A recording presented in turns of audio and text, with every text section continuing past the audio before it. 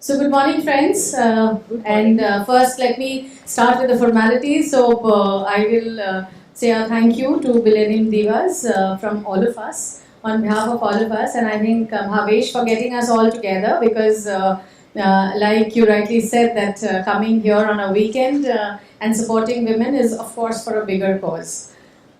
While we were all in touch with this panel, what we are going to do, I was too tempted to share a little poem to start the day with since we are mostly all women here. The one flaw in woman. It's written by a lady who has herself struggled a lot and then made it to being a very big entrepreneur herself. In US, of course. Women have strength that amazes men. They bear hardships and they carry burdens. But they hold happiness, love, and joy. They smile when they want to scream. They sing when they want to cry. They cry when they are happy and laugh when they are nervous. They fight for what they believe in. They stand up to injustice. They don't take no for an answer when they believe there is a better solution. They go without so their family can have. They go to a doctor with a frightened friend. They love unconditionally, then cry when their children excel, and cheer when their friends get awards. They're happy when they hear about a birth or a wedding. Their hearts break when a friend dies. They grieve at a loss of their family member, anybody. Yet they are strong when they think there is no strength left. They know that a hug and a kiss can heal a broken heart.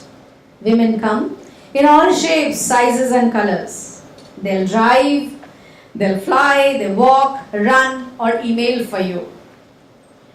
To show how much they care about you, the heart of a woman is what makes the world keep turning. They bring joy, hope, and love.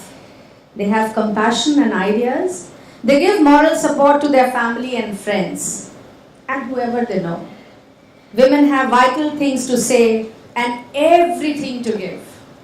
However, there's one flaw in women. It is that they forget their own worth. And I think I found this very inspiring, so I thought probably early morning it's nice to remind ourselves what's our worth. And with that, I start with a very I would not say controversial, but I just fail to understand that why does it exist after decades and decades and decades. From the time I had started to work some 25, 26 years ago, we were talking about glass ceiling. And this glass ceiling and, glass room and glass cliff and all these things just keep increasing. And the only nice thing what I hear about is a glass network these days, which which is a nice thing. But I don't seem to see any progress. Like our country has progressed, the economic development has happened, but this glass ceiling thing kind of just doesn't fade away. So I'm sure it's going to stay forever till we are there. So with that, I think we have, as all of you have heard their introductions, they are all trailblazers in their own field. And I think what they do is all of them are inspiration to women who have any inspiration and feel that the roadblocks might be difficult. So probably it's a good time also to see whether your stories match, see whether the experiences match and get inspired. So with that, I think the first question I would want to ask, there are mushrooms of now women entrepreneurs coming on board. And with that, I think the women entrepreneurs also face a lot of issues, the challenges, lack of mentors, lack of motivation, feeling the glass ceiling. So I first put the question to all of them to answer that what are the challenges they have faced being a woman in the man's world.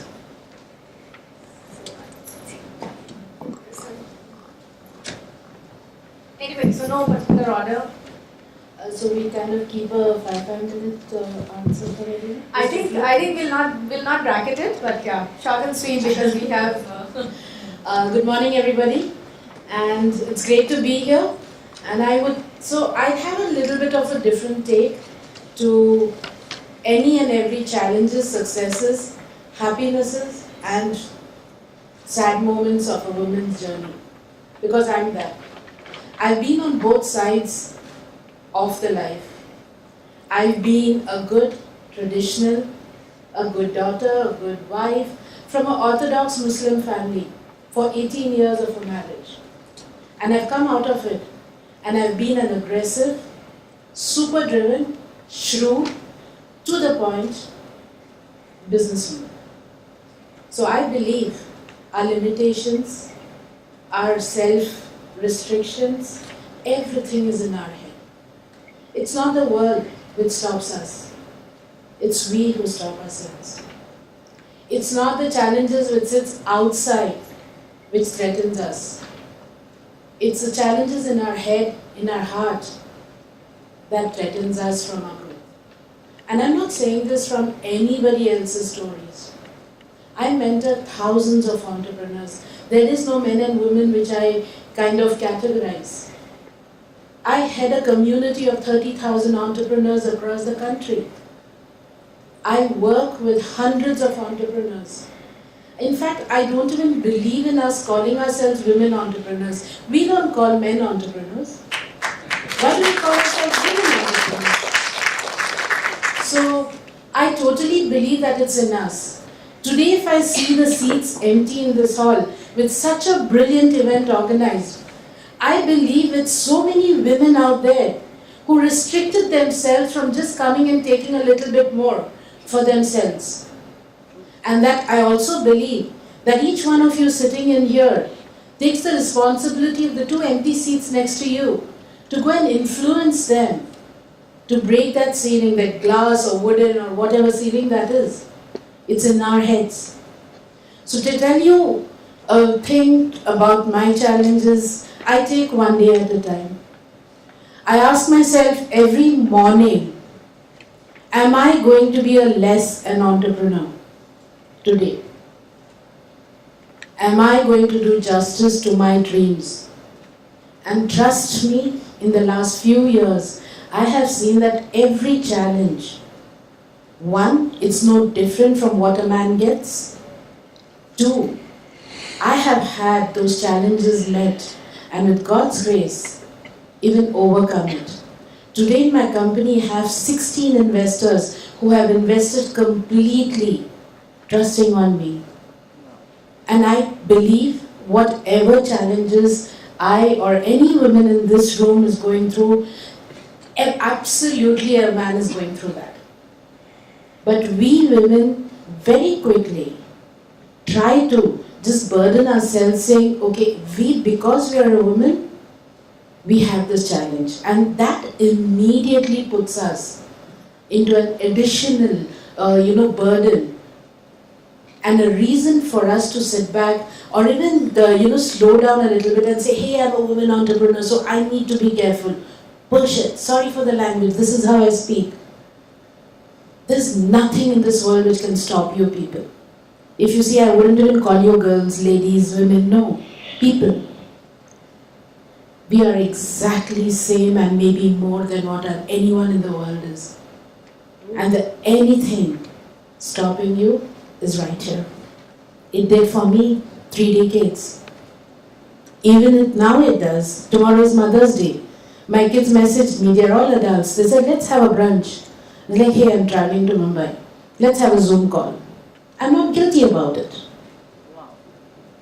That's how you need to do it. Believe in yourself and just look at every challenge and just face it the way you would like to face it. Having said that, it's okay if you believe that you have to do a limited of business and add a little bit of your family life. That's absolutely your choice. No one in this world gets to decide for you that you have to choose to be a businesswoman or a housewife. But if you're not happy with whatever you're doing, time to break the ceiling. That's how I take it as, and I'm sorry if I'm not able to kind of target answer No, it. not at all, not at all. I think this is kind of warm up, so also understand where you come from, and I think it's very insightful that You know, all of us think differently, and I'm sure there'll be, some people will surely find inspiration. Yes, Revathi. Hi, good morning.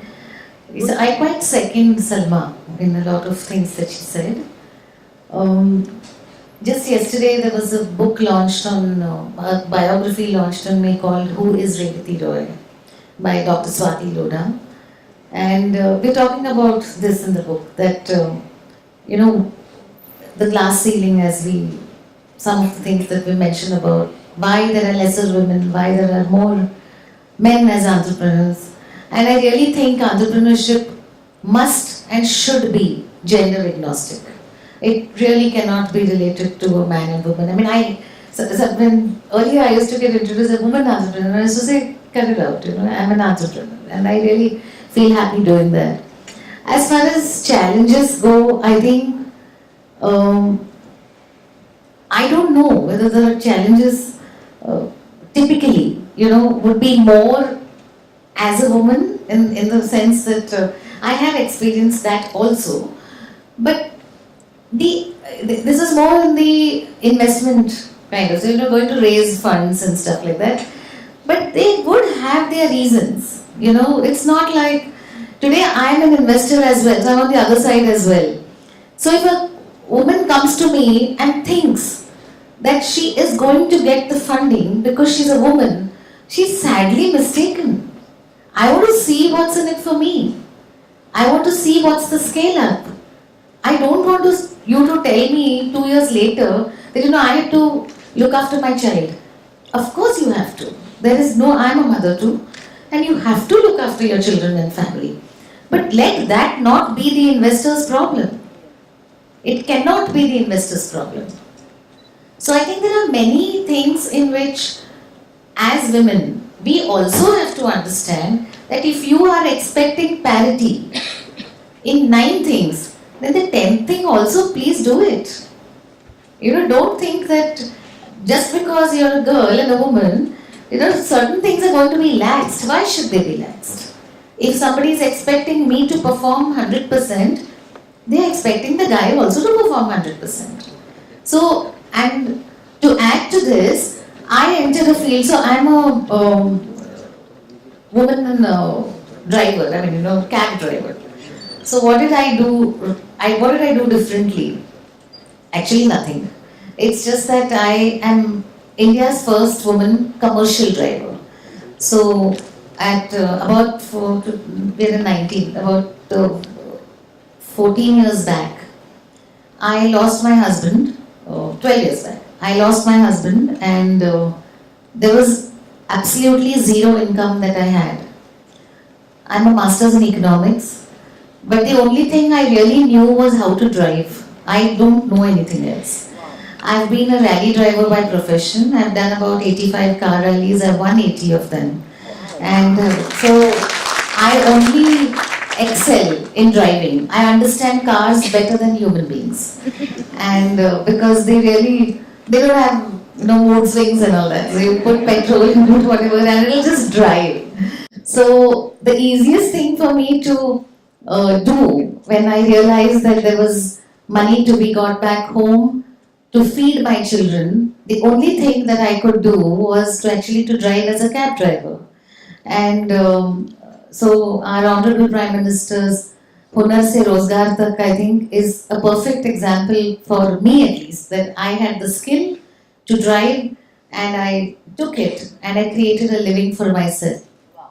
And today, on just that base, I have created about thousands of women drivers across India now, on 2-wheelers and 4-wheelers, where my 2-wheeler girls do the last mile delivery for e-com companies, and we are getting back into passenger movement.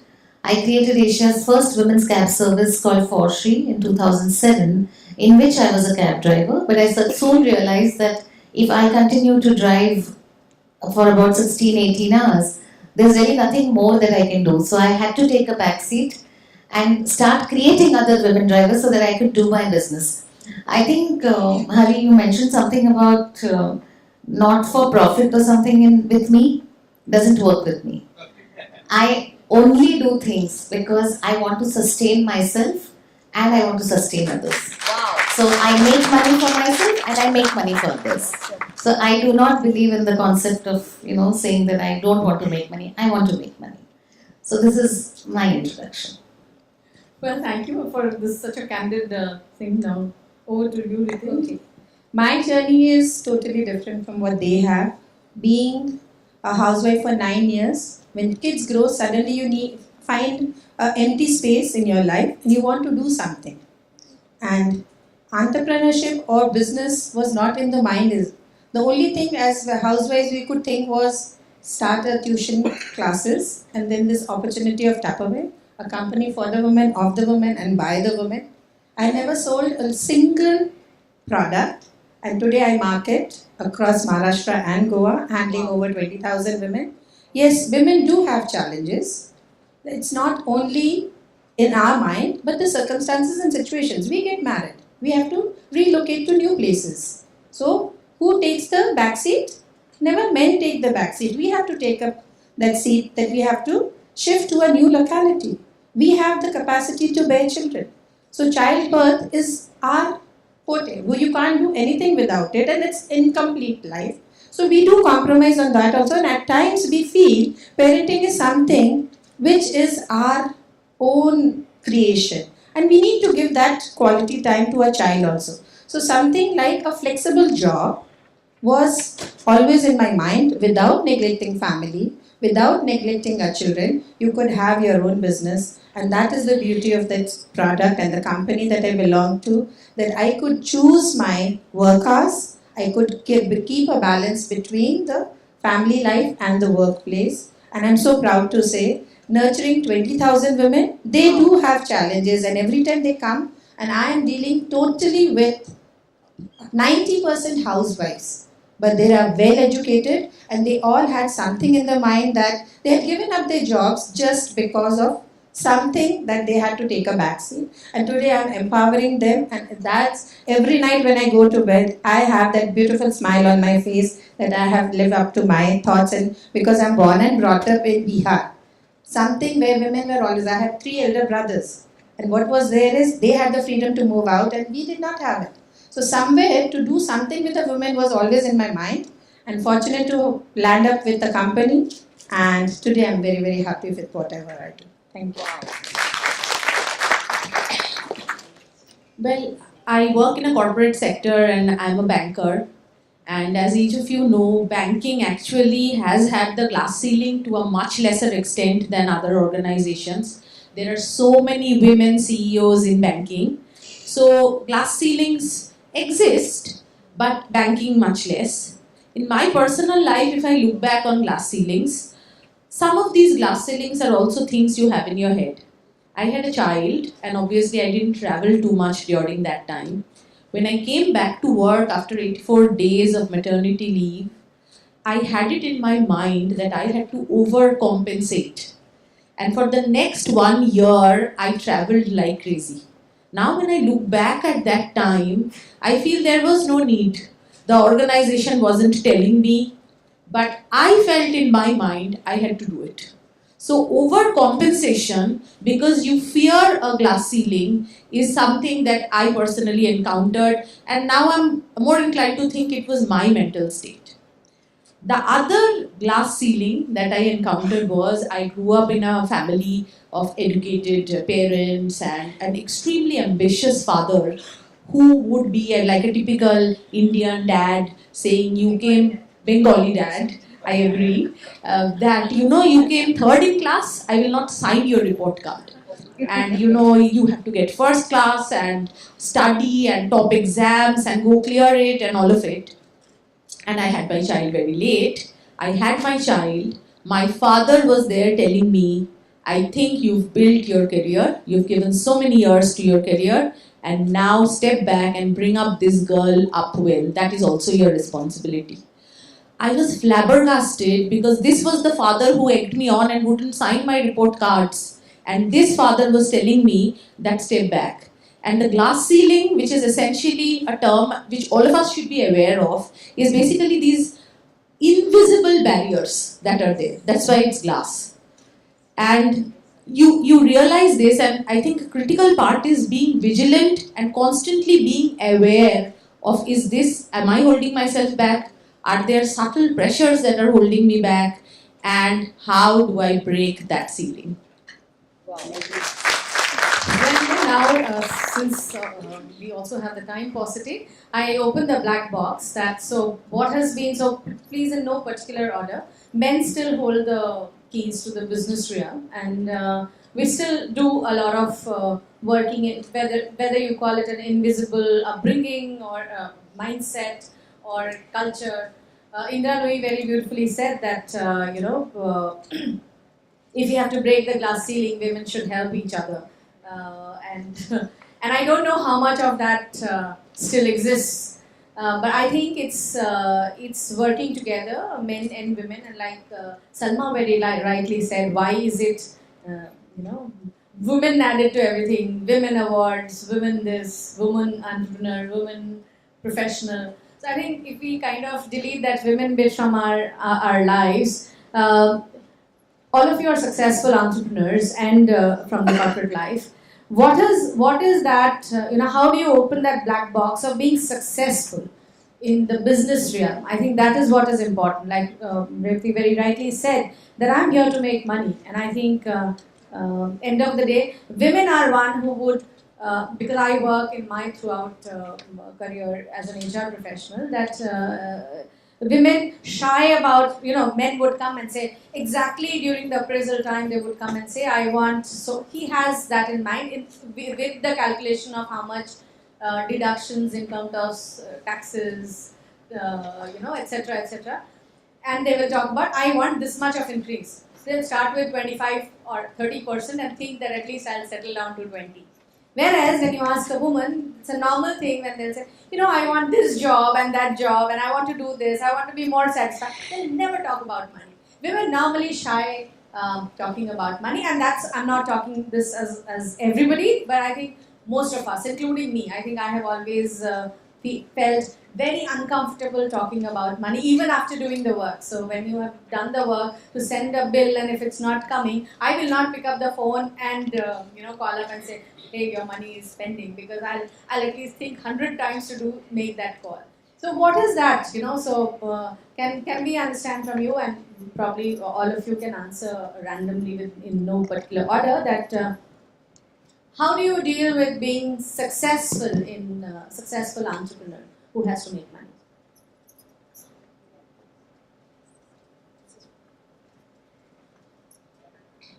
So very interesting, because I think you're right. This is what generally happens. That's why when I said I want to make money, it's like, does she really want to do that? So I'll tell you two small things. My husband suddenly went into a comatose state one night, and I had to go to the bank to draw money the next day, because I had to pay for the hospital. And I reached there, and I suddenly realized that I couldn't draw the money, because it was a joint account, fully knowing, even me included, that it was not either or. It was joint. It needed both signatures. I couldn't draw 1 rupee from there. Blindly in love. I mean, I don't know how an educated person like me could do that. And we were talking about it, saying isko either or karna chahiye, but it didn't happen. It was a mess. Along with being in a complete traumatic state mentally, I went into this another trauma, that I had no money to even pay the hospital. So, a lot of times we don't think about money. We don't think, kya hoga? So, also, a very big lesson for all my friends here. I'm talking from life experiences. Do not wait for a crisis to happen to show your talent and stand on your own feet. Correct. Please. I waited for a crisis to happen. I waited for my husband to die. Not on. I think all of us have enough and more things to do while everything is good. I think one should really do that. So you really don't have to have that crisis. So money, finance is a very crucial part. And when my husband passed away, another thing that people said to me was, just live, survive. I was told to keep my sights low because they said, no, you should just manage. I was never taught this by my parents. My parents told me to thrive. They never told me to, they never said that you should only, be there, exist. They never taught me that. So I decided, no way. Michelle Obama says something beautiful in her book, Becoming, exactly about this. She says, why lower your sights when somebody has never told you that? So I think it's very crucial for all of us to understand that anything can happen anytime. And along the way, along 10 years, more than a decade, a lot of awards are collected by me, a lot of things. These are all validations. Awards are also a lot of distraction. So, again, from your work. And for me, the biggest lesson really has been that if you're only going to say to yourself that, I'll survive, it won't work. You have to have that thing in you to be able to say that I'm going to make it. And really speaking, at the cost of repetition, I say that to every girl, every woman, that do not wait for a crisis, because it can come anytime. And that's exactly what my author has put in the book. That is why she says, who is Revathi Roy? Because in spite of all of that happened, she says something very beautifully in a couple of lines that she says in that when my husband was in a comatose state, and my children now, one is 33, 30 and 23, they were very young at that time.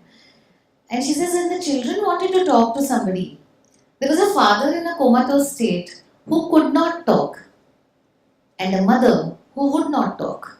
So imagine their plight. So, we really have no business to put the whole family into a jeopardy by not thinking the way we think for ourselves, that I can't ask, I can't do this.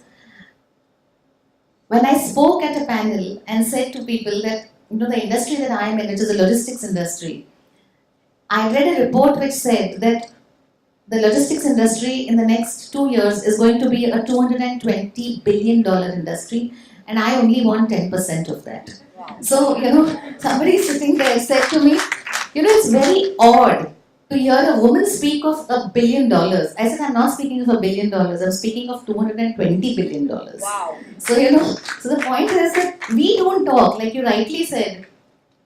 We think that talking about billions of dollars doesn't suit us. It suits us. I think, we really rock that. Taking exactly from what you said, it definitely suits us. And we are shopaholics, right? And shopping needs money, people. Yes. So we really need to make money. Totally. Totally. But taking on a serious note, yes. For me personally, as Bhavesh introduced, I'm a sales freak person. I've been never trained. My qualification till date is 10th standard. I'm just trying to kind of get my MBA sometime in life when I get time. But I don't know how and when. At the 17 years of, girl just passed out from her ICSE's exams, I was able to sell my father's invention and raise 5 crores in 1990. And I didn't even know I sold it. I just went, sat across the table with the investor, just did what I do best, talk, and I was able to do the deal. And now 30 years down the line, I mentor entrepreneurs to sell like crazy. Wow. And my co-founder says he could leave me in a jungle and I would sell something to the animals and I'll come back and they'd be happy with it. So money is the complete essence and the driving force. Yes. And without doubt, and I'll tell you this, our families, our kids, our people we love, and our world is much more peaceful, much more safe, and much more secure if we have the resources. And so why not earn the resources? Why not fight for it? And especially when we have been gifted with the ability to make it happen, then why hold back? I would just say, okay, starting from today, like when you get off from this session, do that. I live with my Excel sheet. I sleep with it and I wake up. Do that. Put your big dream for the next month. I want to make sure that I earn this 2 lakh rupee just to go and shop. Everything additional. And then put a plan for it with whatever initiative you're doing. Put a weekly goal for it and go get that thing. Yes. And then you watch the magic happen. You might not shop at the end of the month, but you'll get the feeling for it, and you won't stop. You won't ever go back. So never ever pull yourself back from earning money. Wow. And that's what I I 100% agree what she said. You know what? I recruit women, and the first mentoring session I start with, why did you sign up with Tupperware? Nobody opens up and says, ma'am, I want money. I have free time and I want to do something. And then you boil down to bringing them, what is that one single dream? And everybody has big, big aspirations and dreams. But they wouldn't open their mouth and say, I'm here for money. And then comes my testimonial that I joined Tupperware only to make money. And then they open, yes ma'am. Otherwise, why am I here? There's no passion. What's in for me? The first question is, and bringing down to their dreams and making them small steps and writing their small goals, the immediate next month goal and the next month, and then they rise up to having big pocket monies. Because I always say, women are pocket mar. And they think, why pocket mar? I said, if you have to give your husband a gift and you are not working, what do? For every month, the cash goes under the table. Why? Because you want to save for that big day and gift your husband something. So if you are not earning and if you don't have your own pocket money, what are you going to do? Become a pocket mar and give him a gift from his pocket. So then they realize and they are now openly saying that yes, we are here for money. So it's all about me and my time. Okay? Well, yeah, obviously money is important. We will not shy away from money. We will also not spend our whole money. We will save for our future. Back up to you, I am not pushing, but it's important that the onus of our retirement is also on us. I will not work because I want to buy my husband a gift. I will work because at the age of 60, I will not look up to my husband and say, "Tumne save kiya hoga." And yes, I did a business. I was successful at my business. I won awards. But, I am still at 60. My husband is my backup. No.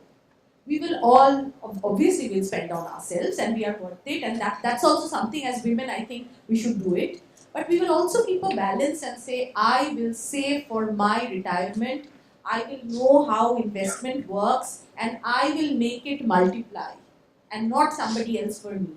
All the women in the room, you're running your own business, you have dreams of your own business. Don't allocate the financial planning to somebody else. Correct. And even if you have to step out of your comfort zone and ask the stupidest questions, you run the company.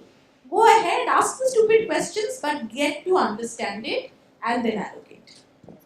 So I think the panel beautifully put it across. 2-3 very important concepts for all of you to remember. One is putting a ritual to the whole thing.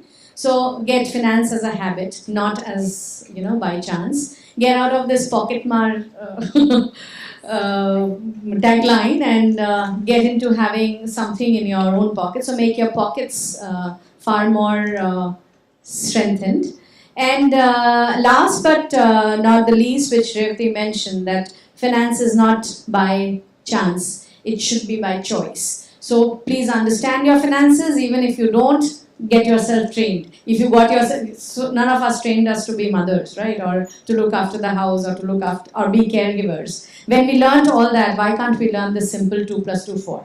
I think all of us can afford to do this. So while we should now be wrapping up. I think the last question, and we'll all answer swiftly. I think all women should find a ritual for themselves. There's something where they keep reminding themselves. Like I have in last 5 years, it has helped me tremendously to put, and could be as silly as that. So take a little warm water, put a salt, and say that I dissolve all negativity in this water. And when I go to sleep, I think about what's going to happen tomorrow, not about the worries, but largely about how am I going to plan my things and wake up in the morning. I am born Hinduist, so there is a mantra which says that you look at your palm and say, I say that. And I thank, so from the time I've started to feel that gratitude to the universe, it has helped me to a great extent. I have also taken out a lot of negativity, which you can't, I'm not saying that, for even smallest of things, if somebody has said something bad to you, or something which has hurt you, even within the families, I think that all kind of, moves out. And that ritual has helped me moving ahead in life and ignoring the noise what you hear throughout the day and get distracted from your goal. So I think all of you would have some small ritual, and probably in 1 minute if all of you could wrap up that one ritual which would be helpful for somebody. And not necessarily you have to put all the rituals in place, but probably one or two which resonates with you. A ritual I follow is actually that of political correctness. What does it mean? I work in banking, so ombudsman. I see all these RBI governors and they introduce themselves as ombudsman, and we change that to person. You will see in corporates the terms come like manpower. Change it, make it head count, make it gender neutral, and most of these words, manhandling and head count and all of this, doesn't come easily. If there's one ritual that you want to institute, it is that I will use phrases which are gender neutral, because that also sets a level playing field for everybody in the room. Yeah, I think so I think what basically she means to say, the ritual, what we should follow is in our own, so changing our own mindsets in terms of the language. Yeah. In terms of the language what we are using, so change your mindsets, not only the language what we speak, but language what we think. So when we start thinking, so please change the thinking patterns, the way we as women are brought up to think like. So I think that's the message which Sharatee wanted to give, so thank you. With all due respect, we are here today because of few men who gave us this confidence to move out of the house and take independent decisions. What I feel is fishes need not fly and the birds need not swim. We men and women have different skills, and we can, rather competing with each other, complement each other and make this world a beautiful place. This is the ritual that I have in my mind. And coming back from a Hindu family, I always believe let's water the sun god every day and shine beautifully. Thank you. Well, being, it's easy to say we are gender agnostic, etc., but like Reeti beautifully put it across, that balance is the necessity for the universe, and I think that balance is important to remember, and not necessarily in the marriages or institutions itself, but otherwise also coexisting is very important. And I think in the race, please don't forget that we are what is our core. So don't give up the core to imbibe what is not our own. So it's very important to keep the core intact and make sure that you shine like the sun does. So, as always, I've been referred to as the crazy one, so I did something crazy. This year, January, my kids grew up, they moved on to their own houses, they're adults now. So I called 3 of them and I said, okay, I'm going to do something crazy with my house. And they said, if you don't do crazy, then something abnormal, go ahead. And I sold my house and I checked into a hotel because I love living in hotels. So I just took the money of the house and paid for 2 years. And I said, my company is going to earn in 2 years so much that my dividends will pay for the hotel. And I moved into a hotel. So my ritual is... My ritual every morning is 4 o'clock. I get up, I go to the gymming, and then that's my special time. I come near the pool side, nobody there at 6 o'clock. I sit near the pool and I meditate for 15 minutes. Wow. That's my time, and that gives me the energy for the whole day. The first few weeks it was very difficult. I would close my eyes and my mind would be like all over the place. But I started counting my breathing and it helps. It really helped me. For me, that 15 minutes every day makes my complete life. When I finish that, I sit quietly, my phone's aside, I just listen to the water near the pool. I'm in my space in a 7-star hotel. I'm me, and that makes my life special. So get your me time and hold it close to your heart. Everything else will fall in its place. Love you guys. It's so lovely to hear that. You just did what you wanted to. So I don't know ritual. I'm quite imbalanced actually. So, but yeah, there are two things that I do very regularly.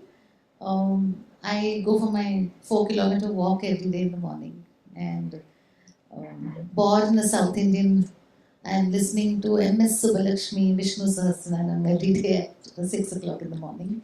And the other thing that I do, which my mother-in-law actually told me that I should do this. She said, always keep your next day's clothes ready that you're going to wear, because that actually makes you ready for the next day. Correct. You're looking forward to the next day. And when she was alive, she used to do that for me.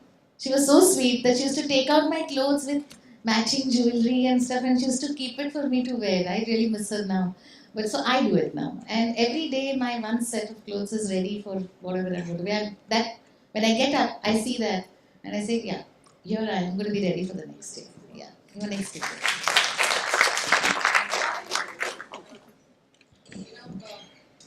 With the preparedness of tomorrow, I think all of you are fierce, talented, and ready to go and ready to get yourself prepared for tomorrow and tomorrow's challenges, tomorrow's love, tomorrow's happinesses, and tomorrow's successes. With that, I think we are up with our time. We can take a quick couple questions if anybody wants to ask.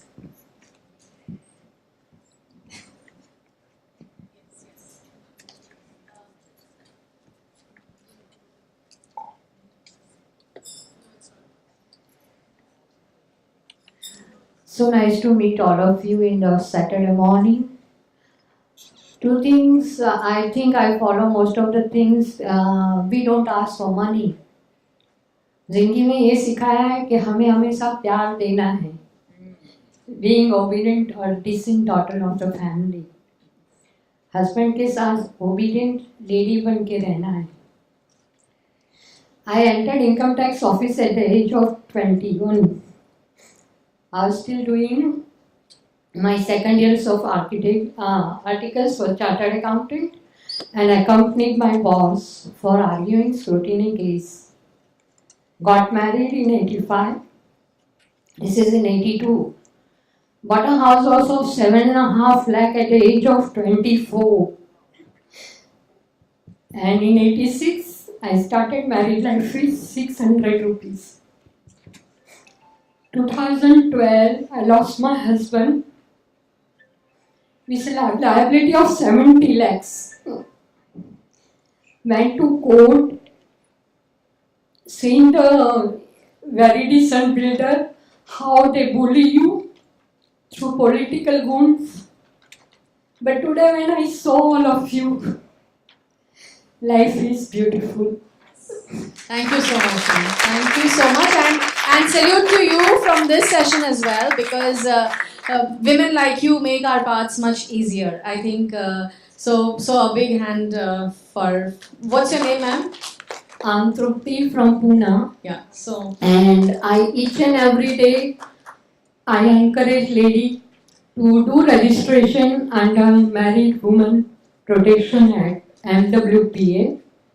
What she faced after her husband, what I faced after my husband may not have happened. Sure. I think coming back to money, so please understand where the money lies. Anybody else who wants to ask a question? Ma'am, just would like to add one thing. It's your challenges that makes you shining out like this and strong. I believe that because in my 50 years, the biggest of challenges has made me what I am today. So I would just say hold on to all those hard moments and cherish it. And what you're doing is amazing. After this panel, I'm going to come and give you a tight hug. Love you like dearly. One more thing I want to say. You know, when you're vulnerable, your vulnerability actually gives you courage.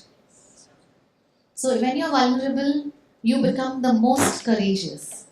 And so a lot of vulnerability gets put out there in the air, and that's what will make you courageous. You must, everybody listen to Brené Brown. You must listen to Brené Brown. She talks of shame, vulnerability and courage. It is so amazing. I think I've learned a lot from Brené Brown. So anybody else with any questions? You all gave me very good strength to go back home with lot of positive notes. Thank you.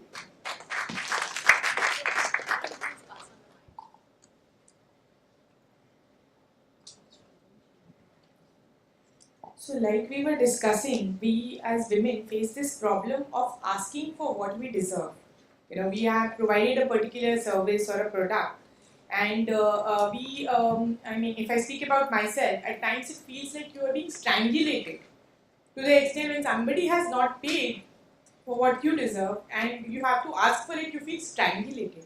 I don't know how to deal with that.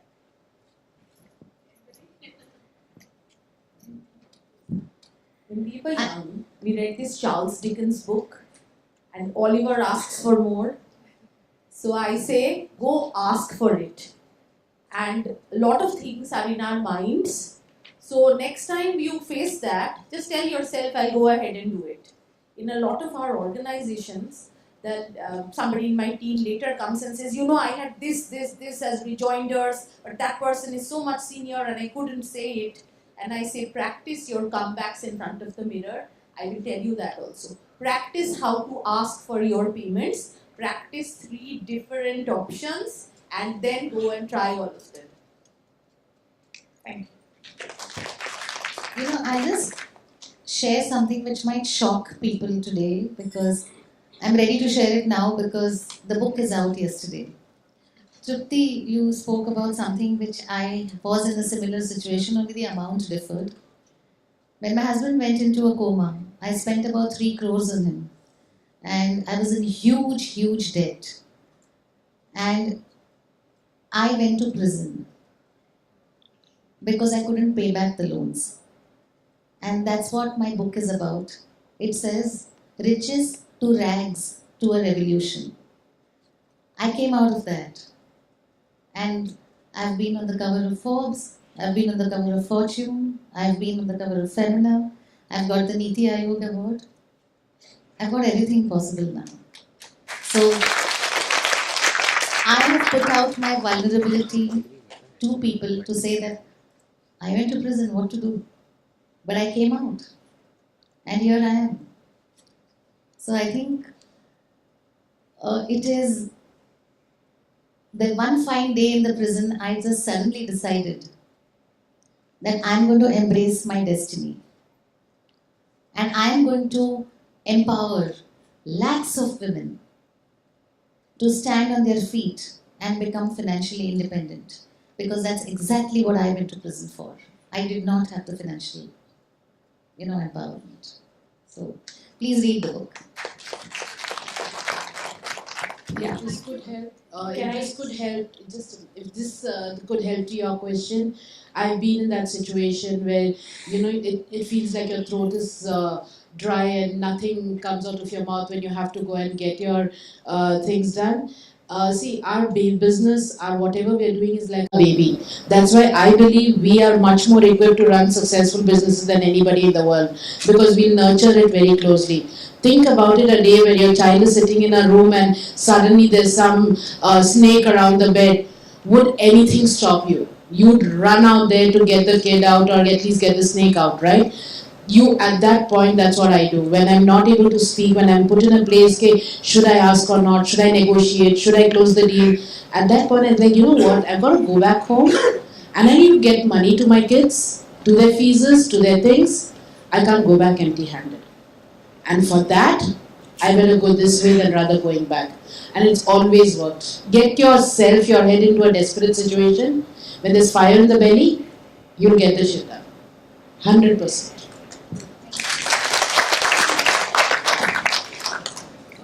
I know that this can go Can on. I ask a question, please? Just on out of time, can I request you to take it up? Oh. Really, we'll take it up during the break. Sure. We'll be here, we'll answer to all your questions. I was planning to go a little early, but I think we'll all stay here. We love you guys. Just before we end, Bhavesh had asked for the, meaning like had spoken about the fund. Would just like to, from the panel before I step down, I'd like to say, from Startups Club, we work with a lot of global investors and Indian investors. Bhavesh, I would love to play a small part in bringing together some funds for the fund which you're working on. We'll take this discussion forward. I'd love to contribute there. Thank you so much. I think this can actually go on and on because this is so inspiring. Yes. And man, we should definitely make a movie now. Who is Revathi Roy? Yeah. We'll find a producer. Yeah, absolutely. And I'm going to change your introduction to all for profit. From not for profit. Yeah. वो पता नहीं किसने दे दिया उसकी खबर लूंगा Okay, I think that was absolutely outstanding. I just want to summarize this whole discussion through one quote by Albert Ian Gray, who says that successful people do the things which failures do not like to do. Yes. And you have done everything that a failure would not like to do. And even successful people do not like to do, but they do it because they want to achieve a certain objective. Ladies and gentlemen, can we please hear it for the panelists? It was an absolutely inspiring session. Can I request Moleshi ma'am and Milal Kothari to please come up and felicitate all our panelists, and also Mithika Srivastava, if you can join us on stage she's the brand ambassador for Bio Ayurveda.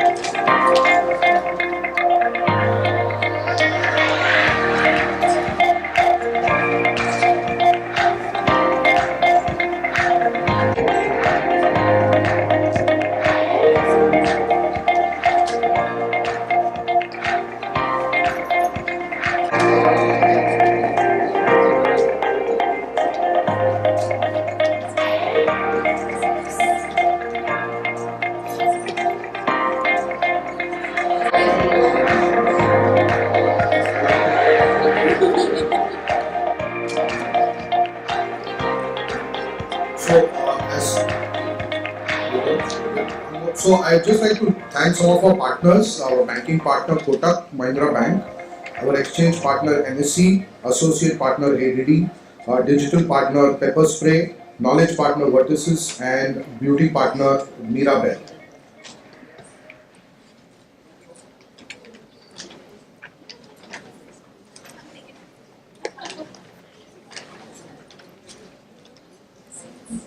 Thank you so much. Thank you so much. Can we hear it once again for our panelists? Thank you so much for a very inspiring panel discussion.